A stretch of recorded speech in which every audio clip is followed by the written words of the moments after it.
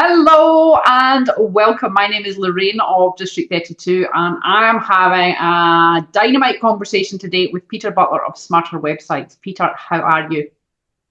I am great. Good to be on the call. Yeah, I just think we've got, I was having a conversation with you the other day around, what information is missing. And I just thought it would be really great to dig a little bit deeper into, websites, of which it's one of your geniuses. Yep. Websites, why we know that it's better to have, a highly professional website done by, a professional organization. But for a lot of small businesses, that's just not possible yet, right? So they're still building their own WordPress websites. They're still looking for hosting themselves. So this video is around, what are the blunders there of doing it yourself? What are the blunders of a website that you might have done yourself or someone else has done for you, right? So we can check that. Yeah, look, it's a great conversation. And for those who do get their own website build their own or whatever, I mean, that's great. I've got a saying about that 70% is good to go. Better to have a web presence that's not perfect than no web presence. Our longest project was 3 years and 1 month. Wow. Because the person was a perfectionist and I forced him to go live. Yeah. And because better to have a web presence than none. And so the big mistake is that people, because it's a really big project, getting all of the information, the images and the customer journey, the copy, everything. And they build it and it's like, oh my God, it's done, it's live, and they think that's the end of the journey. It's actually not. It's just the very beginning. Because websites are dynamic, you've got to constantly be evolving them. But look, the first big blunder, so I've got 10 specific blunders. I could run through 20. Yeah. But the top 10, the first one is maintaining the website. Now, updating the plugins, the base platform, and WordPress is the best platform on the planet to build websites in. I just want to mention that first off. Yep. It actually commands 44% of the world's websites. Now, you don't build in WordPress because it's got 44% market share. It's the reason it's got 44% market share is why it should be considered. Now, it doesn't mean to say Shopify and other platforms don't have a place. Squarespace was originally designed for photographers, and it's great in that space. I find particular industries that have a lot of imagery use Squarespace, and WordPress would be a better fit. Better to SEO, better further extensions, add shopping cart, whatever. Anyway, we sidetracked. Maintaining your website, updating the plugins and the base platform. Now, it can be done by yourself, but you've got to make sure you do backups first, just in case when you do an update, it fries something. If you don't have a good backup, you can't revert to it and you are in trouble. And we were in a District 32 meeting. We have the member presentations. It was my turn. And I thought, hang on, let's just have an open forum and let's have a look at each other's websites. As we were going around looking at each other's websites, one was in the like a healthcare provider industry. I clicked on one of the pages to review it, and all of a sudden, up on the screen, pornography. Wow. It was like we were floored. It was like, whoa, what happened then? And I thought maybe my browser had been compromised, something. So we got out of there, got off the site, went back to the site, went to a different page, and boom, same thing. Wow. That happens, and people don't know. Now, a lot of people think, the hackers won't try and hack my website. They'll only go for the big boys, like Sony got hacked 3 times in, I think, in as many months. They will actually target small business owners, and there's a reason for that. The reason they hack is to do 2 things. They try and access the emails and compromise the emails. And we had a really large Perth furniture supply centre. I can name the company because they're now defunct. Minx Furniture. Very upmarket, 3 locations. They had their emails compromised. Tens of thousands of emails were sent out with compromising information and really damaged the branding of that company. And it was because they didn't have secure passwords. And, the people in District 32 security could attest to this. So that's one reason why hackers do target small businesses. The other reason is that they have they place backlinks within the website to their preferred site. In this example earlier, it was pornography, which was atrocious. Yeah. And so, there's a classic example of what can happen. Now, the thing is, a good hack you won't know about.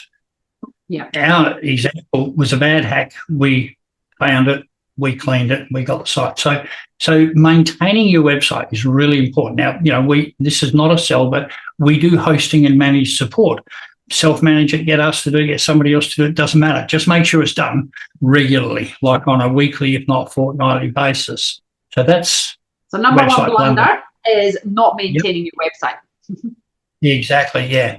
And the second one is web forms. Now, I can do screen sharing, but I'll just talk about it firstly. When you build a contact form or any of your forms, just make sure that it gives a good user experience. For example, how many times, and I'm sure there's people listening that have filled in a web form, they've pressed submit, and did it go off? And they get no success page. They don't get redirected. They don't get a success message. Like, they don't really know if the form worked. So there's two things there. Firstly, it's a bad user experience. When somebody comes to your website, you need to impress them. You need to take them on a journey. And the first thing is having a success page, telling them the next steps. Let's say it's a simple contact form. We'll contact you within 24 hours as a success page message, and also to send out an email saying, hey, we've got your message. We guarantee we'll respond within 24 hours. So whatever your message is, you're giving a better user experience. So that's blunder number 2. And check it, because sometimes there's a default one on there. We were going for ages on one of our forms, and it says on the back, "Thank you for filling out my form," and that was it. So, oh my God. Right.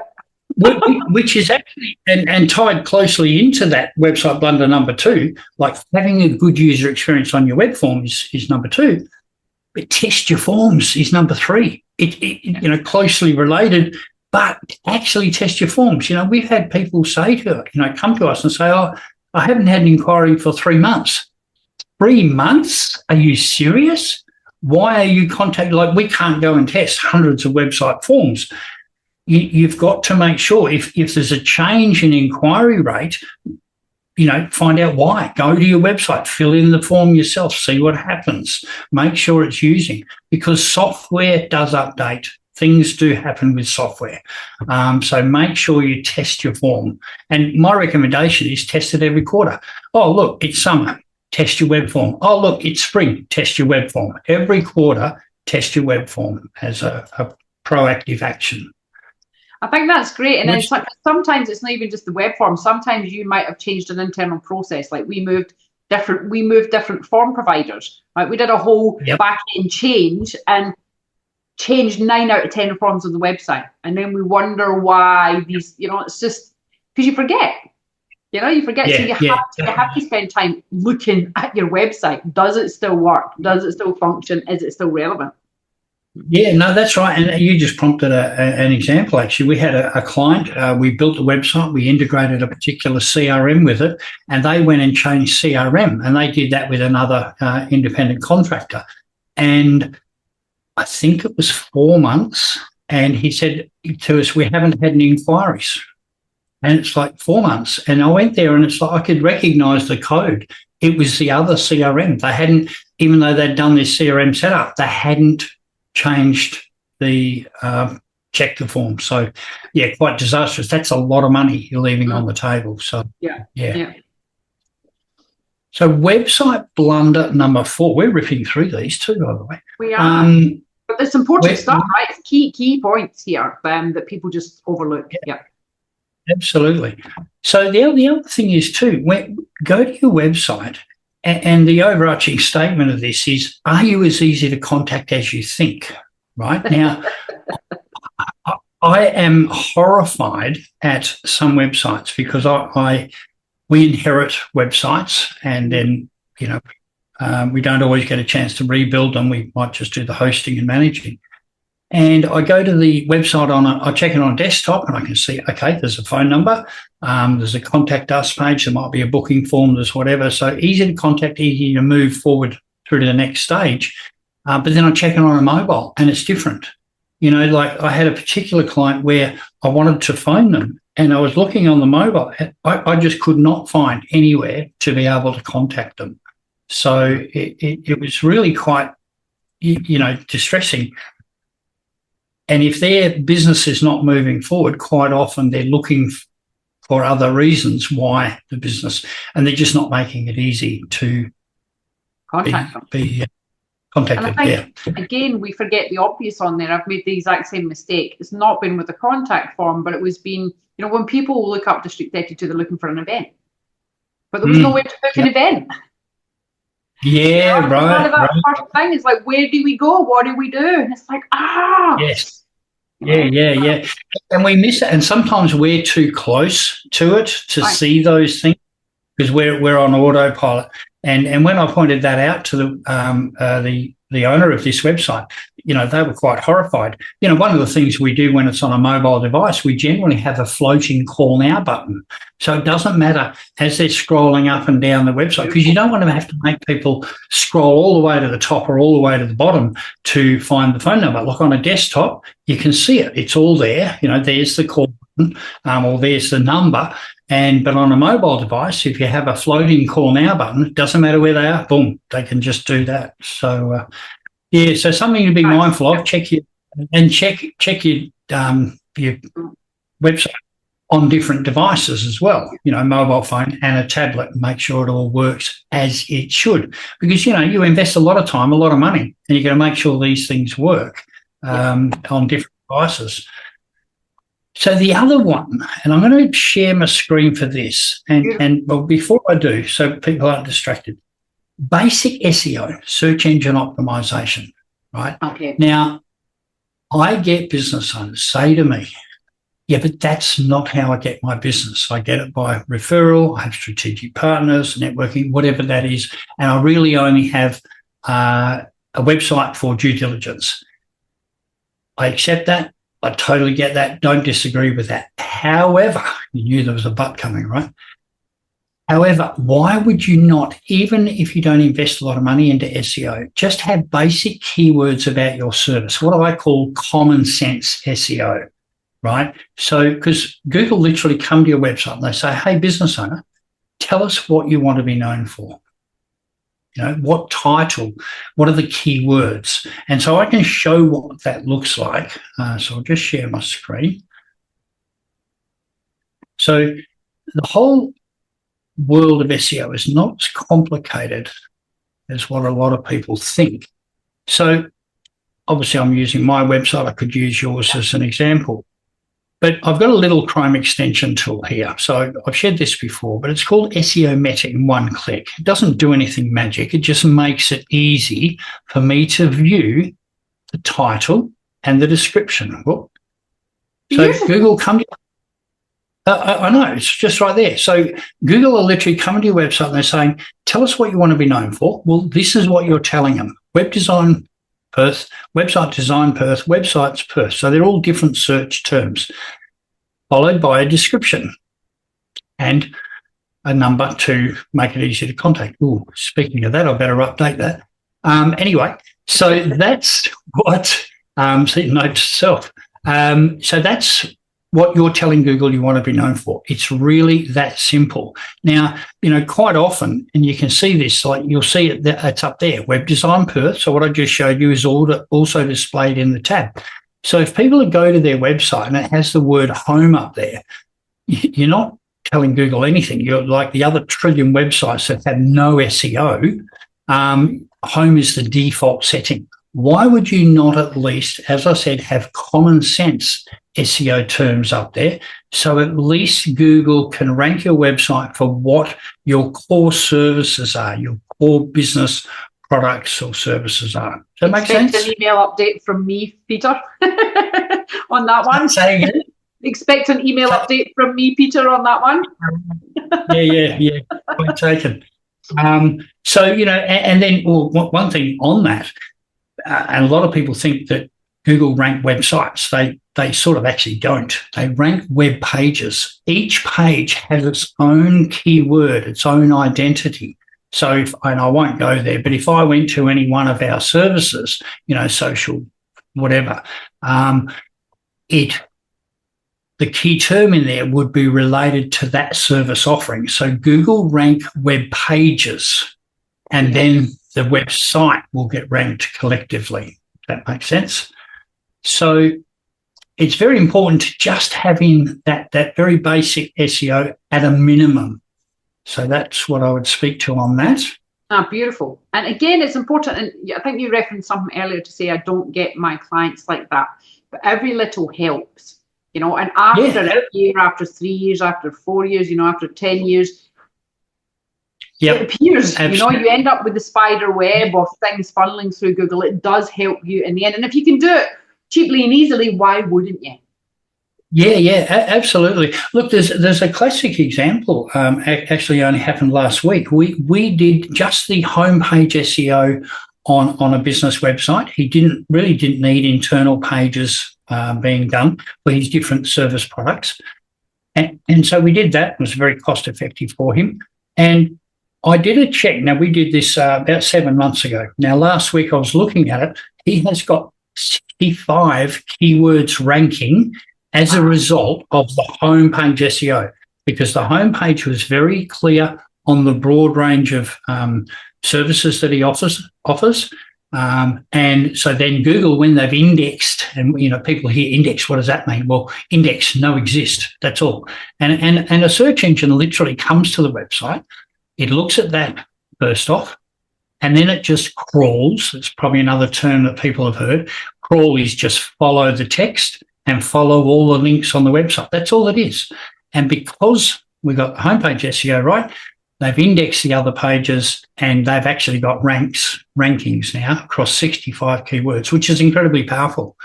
And your point, 2 years, 3 years, 4 years, yes.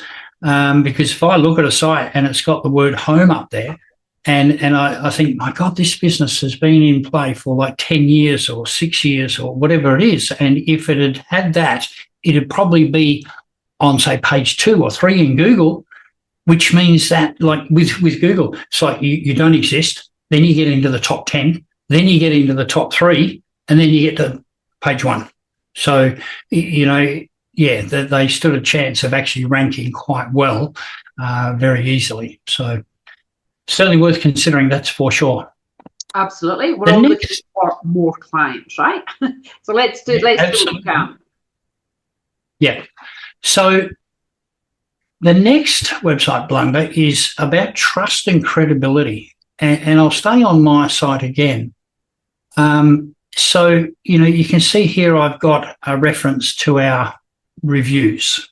Yeah. So, what other people say about us is incredibly powerful. It's much more powerful than what we say about us. Yeah. So it's the same as referrals. When you get a referral, that's incredibly powerful. Your chances of conversion are much, much higher. And it's, that's what these are in effect, is referrals. So I've got, 238 verified 5-star reviews. I've got reviews here. So I've got to update that. Actually, I've got 244 just showing off. But they are incredibly powerful. So if somebody's on the fence, because you got to think about it, when somebody comes to your website, they either don't know you exist and they found you on Google, and so they're vetting you from the word go. So that's incredibly powerful. Or they do know about you, and so there's a good chance they're going to convert, and this is just going to validate that again to convert. Yeah? Absolutely. So displaying them in different ways. So I've got this display here. I've got this display here, and then further down here, and better load. Well, that's embarrassing. This here is supposed to load. It might be the recording software that's stopping that. My reviews will load there, and then I can go to all of the reviews. So I've given people multiple ways by which to get to my reviews. So, I've got it up in the menu and the other places I've just shown. Which is trust. The other part. Trust. Sorry, say again? Trust. Everything. Yeah. So the other part of that, and I don't have that displayed that well on my website, so I won't scroll down, is, where your your associations, your industry types, your chamber of commerce, you're an authorized supplier, license industry registrations, network affiliations. All of those elements should be displayed so that it all gives you credibility. It all reinforces that trust. Yeah. So, and I see that done so badly. Now I can scroll down and show that, but I won't. I want to focus on the information for people to go and check their own website and look at those elements. Yeah. Absolutely. Thanks, Peter. Cool. So the next check is around images. Now, using stock photos is fine. It's great. It's what most people do, unless you're in a particular industry. We work a lot in the custom home builder industry, and stock images are really not appropriate in that space. They really need to get their own product images. Having a placeholder image when they go live is absolutely fine. I'm just going to stop sharing. However, you need to get your own images. Now, that photo of me at the top of my site has only been up for probably a year now, and I've been in operation for 17 years. So clearly I was quick off the mark, right? To get that personal photo. I did have other photos. But, I use the standard stock photo where there's a guy drawing on a whiteboard and whatever. And, there's a whole range of those images and quite common.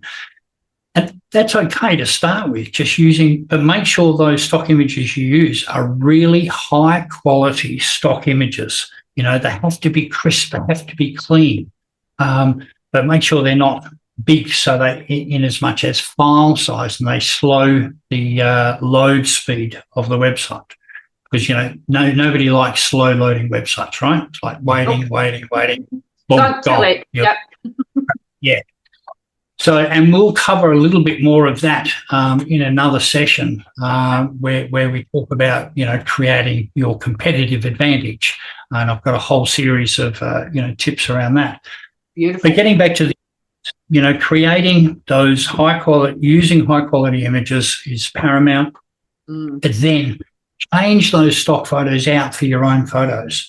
We've built some incredible sites where I really resonate with the business owner because I see their own images there. And those images are really telling a story. We've got some fantastic photographers, certainly in District 32, that can give you those images. And the thing is that then when people actually speak to you on a Zoom call, whether it's face-to-face, whatever, they already know what you look like. They're already connecting because they're seeing you. And then, I've had people...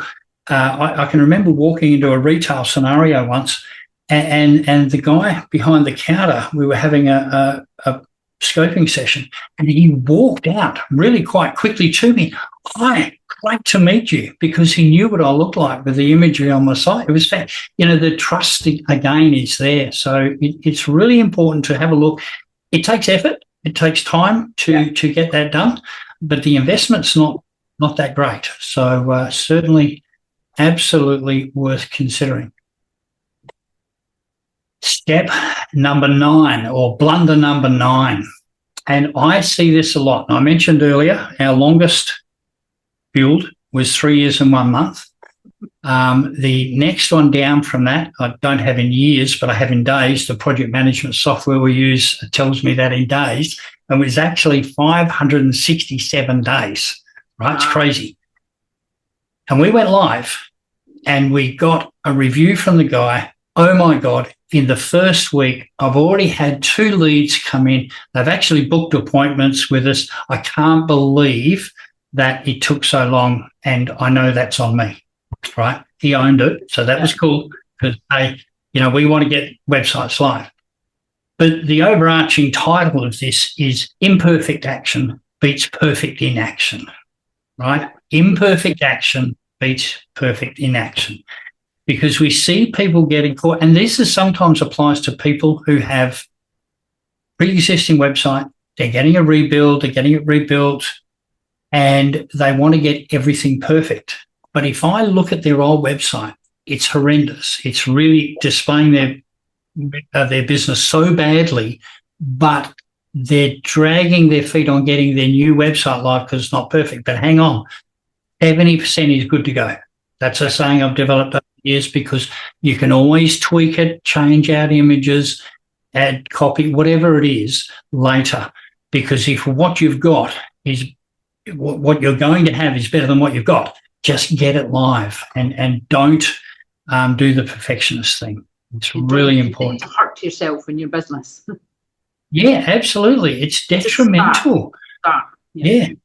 Just get it. And look, and I apply it to myself, like my lot, even though this is my space and this is what I'm really good at, I can be prone to, the same errors where, I'm wanting to release a marketing process or a lead magnet or whatever, and I want to get it right, but I challenge myself on that.